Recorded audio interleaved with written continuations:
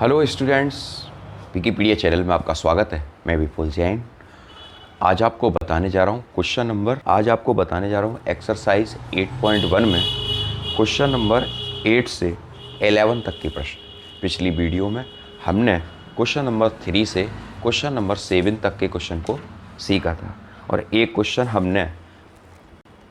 हमने पिछली वीडियो में आपको होमवर्क के रूप में दिया था। हमने बोला था जो बच्चे आज हमें करके दिखाएंगे होमवर्क, उनका नाम हम अपने वीडियो में बोलेंगे। तो देखते रहिए विकिपीडिया चैनल। जय जिने।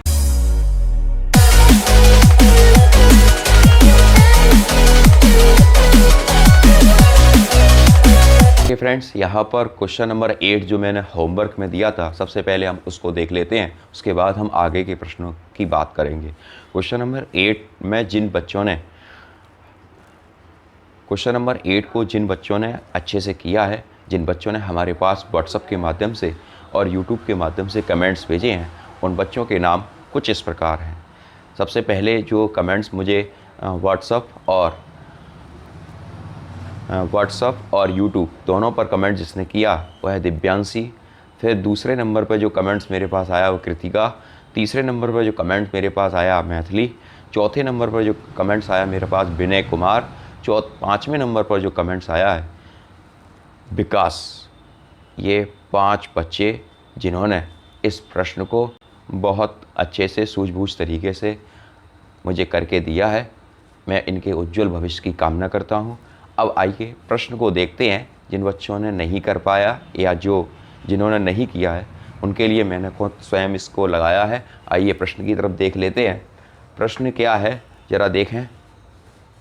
यह लिखा है यदि 3 cot a बराबर 4 तो जांच कीजिए 1 - tan square a upon 1 + tan square a equal cos square a minus sin square है या नहीं है।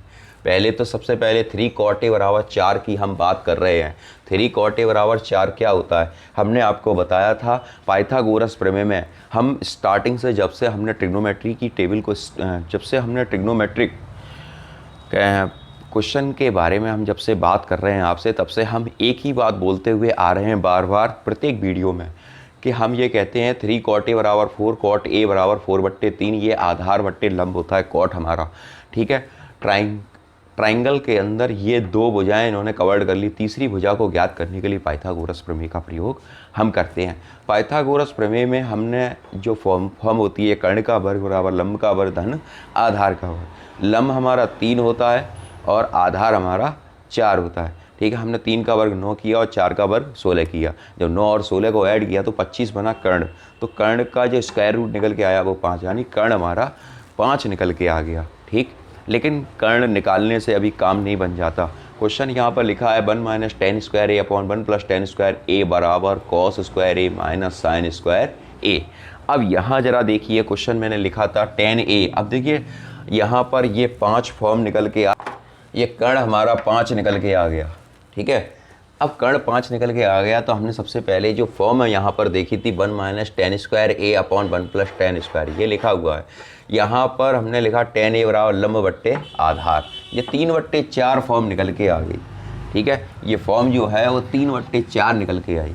अब हमने लेफ्ट हैंड साइड इसका पहले उठाया 1 - tan square a upon 1 + tan square. यहाँ पर हमने tan a की दोनों तरफ वैल्यू लिखी। tan पर स्क्वायर लगा हुआ है तो हमने इसकी वैल्यू पर स्क्वायर लगा दिया। तो ये 3/4 हुआ 1 - 9/16 1 + 9/16। इसके नीचे हम 1 मानकर इसका हम एलसीएम लेते हैं तो 16 - 9/16 16 + 9/16 ये बनता है। 16 में से 9 निकाल दी, ये 16 से 16 कैंसिल हो जाएंगे। 9 7/25 ये इसका लेफ्ट हैंड साइड निकल के आ गया, ठीक है फ्रेंड्स। यहाँ पर देखिए लेफ्ट हैंड साइड 7/25 निकल के आया। अब यहाँ पर कुछ RHS को जब हमने उठाया, यहाँ देखिए क्वेश्चन को जरा 1 - tan स्क्वायर a, ये इसका RHS ये लिखा है cos square a minus sin square a। तो सबसे पहले cos a की और sin a की ट्राइंगल की मदद से हमें ज़रूरत पड़ेगी। तो यहाँ पर cos a और sin a, cos a होता है आधार बट्टे कर्ण जो 4/5 लिखा हुआ है यहाँ पर 4/5। sin a बराबर लंब बट्टे कर्ण लिखा है 3/5। cos a और sin a का मान हम राइट हैंड साइड में रखेंगे तो 4/5 का होल स्क्वायर माइनस 3/5 का होल स्क्वायर। 4 का वर्ग 16 होता है, 5 का वर्ग 25, 3 का वर्ग 9 होता है और 5 का वर्ग 25 होता है। यहाँ पर हमने 25 सेम हर है तो एक ही एलसीएम हो जाएगा 25, इसका 16 - 9 7/25। देखने पर LHS और RHS जो हमें प्राप्त होता है वो देखिए यहाँ पर जो LHS और RHS प्राप्त हो रहा है वो सिमिलर है। ठीक है, जिन बच्चों ने नहीं कर पाया है वो इस क्वेश्चन को देख लें, मैच कर लें। फिर हम अब नेक्स्ट क्वेश्चन को देखते हैं, क्वेश्चन नंबर 9। क्वेश्चन नंबर 9 को करते हैं। ठीक है, नेक्स्ट क्वेश्चन यहाँ पर क्वेश्चन नंबर 9। क्वेश्चन नंबर 8 को हमने होमवर्क में दिया था, क्वेश्चन नंबर 9 देखिए। क्वेश्चन नंबर 9 में लिखा क्या है उसको ज़रा पढ़ लीजिए। एक त्रिभुज ABC में जिसका कोण B कोण समकोण है, यानी B 90 अंश का कोण है, यदि tan A बराबर 1/√3 है तो निम्नलिखित के मान ज्ञात करो। तो यहाँ देखिए सबसे पहले क्वेश्चन को समझ लीजिए आपने। त्रिभुज ABC में जिसका B कोण समकोण है, यदि tan A बराबर 1/√3 है तो निम्नलिखित के मान ज्ञात करो। सबसे पहला इन्होंने दो पार्ट दिए हैं इसके अंदर। पहला है sin A cos C plus cos A sin C और दूसरा पार्ट है cos A cos C minus sin A sin C। अब यहाँ पर ज़रा देखिए क्वेश्चन 2 है और एक इन्होंने फॉर्म दी है tan A बराबर 1/√3। हमने सबसे पहले लिखा tan A बराबर 1/√3, ये tan की फॉर्म होती है लंब बट्टे आधार। ट्राइंगल बनाकर एंगल A था तो एंगल A को नीचे लिखा और बाद बाकी और B कोण समकोण था, फिर C को हमने यहाँ पर मान लिया क्योंकि यहाँ पर तीन ही कोण हमें दिखाई दे रहे हैं, एक B कोण और A कोण और एक C कोण, इसलिए ट्राइंगल बन गया ABC का। यहाँ पर देखिए सबसे पहला कोण इन्होंने A दिया था तो A हमने नीचे लिखा, लंब बट्टे आधार लिखा है, लंब 1 हो गया, √3 आधार हो गया। फिर हमने ये पाइथागोरस थ्योरम को यूज़ करके यहाँ से हमने कर्ण निकाला तो 1 लंब का वर्ग 1 होता है, आधार का वर्ग √3, रूट के साथ मल्टीप्लाई करते हैं तो 3 आएगा क्योंकि रूट 1/2 घात होती है, 3 पर 1/2 घात मानी जाती है। जब 1/2 के साथ 1/2 जुड़ जाता है तो पूरी घात हो जाती है। ठीक है, ये 3 हो गया 1 + 3, ये हो गया 3 + 1 = 4, कर्ण की वैल्यू आ गई 2। ठीक है, अब यहाँ पर देखिए दो एंगल्स हैं, यहाँ पर देखिए दो एंगल हैं, एक है एंगल A और एक एंगल C। तो सबसे पहले यहाँ पर देखिए आप एंगल A को निकालना चाहे एंगल A को निकाल लीजिए और C को निकालना चाहे तो C को निकाल लीजिए, हमें निकालने तो दोनों ही हैं। अब यहाँ पर सबसे पहले मैंने यहाँ पर क्या किया, इसको एक एंगल घुमा दिया। देखिए यहाँ पर मैंने cos C, मैंने इसको एक एंगल रोटेट कर दिया, यानी इस तरीके से घुमाया इसे। ठीक है, ये यूँ घुमाया, इसको यूँ घुमा दिया तो ये इस तरीके से बन गया। ठीक, ये इस तरह से घुमाया तो ये इस तरीके से आया, जो इसका लंब था वो आधार बन गया, जो आधार था वो लंब बन गया। अब यहाँ पर ज़रा देखिए सबसे पहले मैंने cos C को निकाला, यहाँ से cos C आधार बट्टे कर्ण होता है, cos C होता है आधार बट्टे कर्ण, तो आधार बट्टे कर्ण 1/2 आ गया। ठीक है, फिर sin C निकाला, लंब बट्टे कर्ण √3/2, क्योंकि मैं अपनी मर्जी से नहीं निकाल रहा हूँ, यहाँ पर लिखा हुआ है ऑलरेडी क्या क्या चाहिए, cos C चाहिए और sin C चाहिए, तो मैंने ये दोनों निकाल लिए। फिर इसके बाद sin A और cos A मैंने इस एंगल से निकाले, sin A और cos A। लंब बट्टे कर्ण होता है, लंब आपका 1 और कर्ण आपका 2, लंब बट्टे कर्ण ये आ गया। ठीक है, फिर cos A होता है आधार बट्टे कर्ण, ये हो गया आधार बट्टे कर्ण √3/2। ठीक, अब ये चारों वैल्यू जो आपके सामने लिखी हैं उसको हमने सबसे पहले डेरिवेटिव में रखा, sin A cos C plus cos A sin C। ठीक, यहाँ पर sin A cos C plus cos A sin C को हमने यहाँ पे लिखा और इसके बाद जो वैल्यू हमने यहाँ निकाली थी उन वैल्यू को यहाँ पर हम पुट कर देंगे। तो यहाँ देखिए sin A की जो वैल्यू है कहाँ गए, 1/2 है ये लिखा, cos C की जो वैल्यू है 1/2 है ये लिखा, फिर cos A की जो वैल्यू है √3/2 है, √3/2 है, और sin C की जो वैल्यू है वो भी √3/2 है, यानी ये आ जाएगा आपका 3/4 और ये 1/4। इस तरीके से ये आपका आ गया sin A cos C plus cos A sin C। 1/4 plus 3/4 LCM लेंगे 4, तो 3 प्लस 1/4 हो गया 4/4। यहाँ से 4 को 4 कैंसिल कर देंगे, एक आंसर इसका आ गया। अगला क्वेश्चन इसका है, देखिए अगला क्वेश्चन है सेकंड पार्ट इसका, cos A cos C minus sin A sin C। अब यहाँ पर भी हमें वही चीज़ रखनी है, cos A की वैल्यू √3/2 वो ये लिख दी आपकी, फिर इसकी cos C की वैल्यू 1/2 होती है, √3/4। तो sin A की जो वैल्यू है वो 1/2 है और sin C की जो वैल्यू है वो √3/2, यानी √3/4 लिखा है, √3/4 ये अंडर रूट 3/4 से 3/4 कट गया, ये आपका आंसर 0 आ गया। ठीक है, ये क्वेश्चन नंबर 8 का ये सेकंड पार्ट और फर्स्ट पार्ट हमने किया। नेक्स्ट क्वेश्चन की तरफ चलते हैं, क्वेश्चन नंबर 10। क्वेश्चन नंबर 10 की तरफ चलते हैं। अब देखिए नेक्स्ट क्वेश्चन, यहाँ पर क्वेश्चन नंबर जो 10 है, यहाँ देखिए क्या लिखा है क्वेश्चन नंबर 10 में। त्रिभुज पी क्यू आर में जिसमें कोण क्यू समकोण है, P R plus Q R बराबर 25 और पी क्यू बराबर 5 सेंटीमीटर, तो साइन पी, कॉस पी और टेन पी का मान ज्ञात करो। देखिए अभी तक जितने क्वेश्चन हम करते हुए आए हैं उन सभी क्वेश्चन से ये अलग क्वेश्चन है। परीक्षा की दृष्टि से इम्पोर्टेंट क्वेश्चन ये माना गया है, महत्वपूर्ण क्वेश्चनों में ये शामिल है। यहाँ देखिए त्रिभुज पी क्यू आर में जिसमें कोण क्यू समकोण है, मैंने यहाँ पर कोण क्यू बनाया। फिर इसके बाद P R plus Q R, दो भुजाओं का योगफल इन्होंने 25 दे रखा है हमें और लिखा है, और पी क्यू बराबर 25, यानी ये भुजा कितनी दे रखी 5, सॉरी पी क्यू बराबर 5 सेंटीमीटर।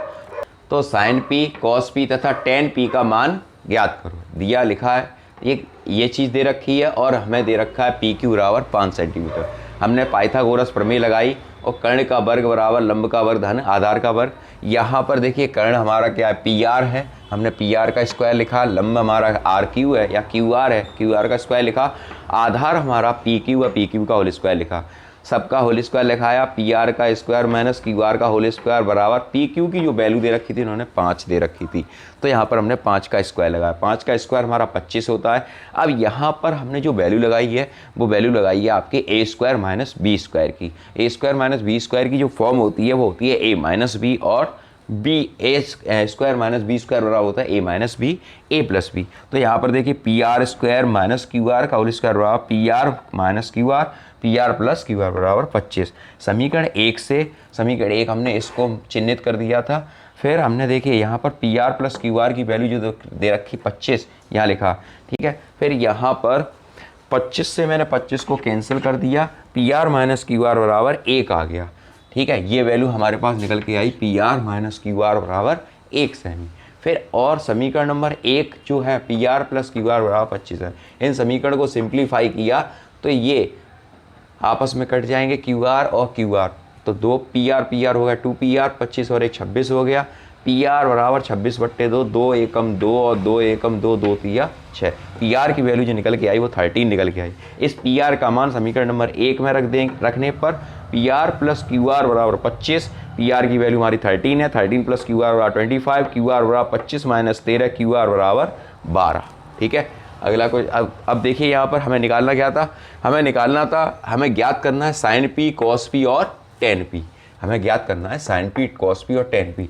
हमने यही वाला फिगर यहाँ पर बनाकर देखा, देखिए यहाँ पर बिल्कुल सेम यहाँ पर उतारा। यहाँ पर 5 आधार है, ये आर क्यू हम निकाल चुके हैं, ये क्यू आर बराबर 12 और आपका पी आर 13 निकाल चुके हैं। अब हम साइन पी लगाएंगे तो लंब बट्टे कर्ण होता है, लंब बट्टे कर्ण यानी 12/13। कॉस पी होता है आधार बट्टे कर्ण यानी 5/13 और टेन पी होता है लंब बट्टे आधार यानी 12/5, ठीक है। नेक्स्ट क्वेश्चन की तरफ चलते हैं जो आपके ट्रू एंड फॉल्स हैं। आइए देखते हैं उनको। क्वेश्चन नंबर 11 इस एक्सरसाइज का अंतिम क्वेश्चन जिसमें सत्य और असत्य दिए गए हैं, इसको देख लीजिए ज़रा। यहाँ पर लिखा क्या है, निम्नलिखित कथन सत्य हैं या असत्य हैं, कारण सहित अपने उत्तर की पुष्टि कीजिए। मतलब सत्य और असत्य बताना ही है, उसका रीज़न भी देना है कि ये सत्य क्यों है और ये असत्य क्यों है, ठीक है। चलिए हम देखते हैं क्वेश्चन को। यहाँ पर लिखा है, सबसे पहला पॉइंट है tan a का मान सदैव 1 से कम होता है, तो मैंने यहाँ पर लिखा है असत्य। क्यों लिखा है, tan a होता है लंब बट्टे आधार, ठीक है। जब tan a का मान 1 से कम कब होगा, जब लंब छोटा हो और आधार बड़ा हो, परंतु ऐसा आवश्यक नहीं है। आप इतने क्वेश्चन कर चुके हो अभी तक tan के ऊपर कि ऐसा कोई आवश्यक नहीं है कि आप कि लंब बड़ा आ जाए और आधार छोटा आया या आधार बड़ा आ जाए लंब छोटा नहीं, ऐसा कोई आवश्यक नहीं है। इसलिए ये क्वेश्चन, ये जो स्टेटमेंट है वो फॉल्स है, ठीक है। यहाँ देखिए क्वेश्चन है सेकंड, कोण ए के किसी मान के लिए से के बराबर 12/5 लिखते हैं। कोण ए के किसी मान के लिए से के बराबर 12/5 लिखा है, ये कथन सत्य है। से के बराबर कर्ण बट्टे आधार जो फॉर्म होती है लाल बट्टे कक्का से, तो यहाँ पर इन्होंने 12/5 लिखा है। देखिए कर्ण 12 है और आधार 5 है, तो कर्ण सदैव आधार से बड़ा होता है, ठीक। इसलिए ये ट्रू है। कॉस ए कोण के कोसेकेंट के लिए प्रयुक्त संचित रूप है। देखिए कॉस का जो रूप होता है वो होता है कोसाइन, कोसाइन, ठीक है, ये कथन असत्य है। कॉस ए कोण ए का संक्षिप्त कोसाइन का संक्षिप्त रूप है, कोसेकेंट का नहीं है ये, ठीक है। क्यों, यहाँ देखिए अगला स्टेटमेंट है कॉट ए कॉट और ए का गुणनफल होता है। ये दिया कथन असत्य है। कॉट और ए का गुणनफल नहीं होता, क्योंकि यहाँ एंगल एक ही जगह कोई और भी एंगल आ सकता है, ए आ जाए, बी आ जाए, सी आ जाए, पी आ जाए, जो भी आप जैसे कर रहे थे। अगला लास्ट है इसका, किसी भी कोण थीटा के लिए साइन थीटा बराबर 4/3 है, ठीक है। ये कथन असत्य है, क्योंकि साइन थीटा बराबर लंबट्टे कर्ण सदैव बड़ा होता है, इसलिए ये कथन असत्य है। क्योंकि कर्ण ये 3 है तो कर्ण कभी भी छोटा नहीं आएगा साइन के अंदर। और वैसे भी ट्राइंगल में पाइथागोरस प्रमेय में समकोण त्रिभुज में कर्ण सबसे बड़ी भुजा मानी गई है, इसलिए दिए कथन असत्य हैं, ठीक है फ्रेंड्स। स्टूडेंट्स, अगर आपको कोई भी प्रॉब्लम आ रही हो तो फिर आप कमेंट्स करें, और नेक्स्ट वीडियो हम एक्सरसाइज 8.2 की करेंगे। तब तक आप अपने इसका प्रैक्टिस करिए, देखते रहिए विकिपीडिया चैनल। जय जिनेंद्र, जय हिंद, जय भारत। आपका दिन शुभ रहे।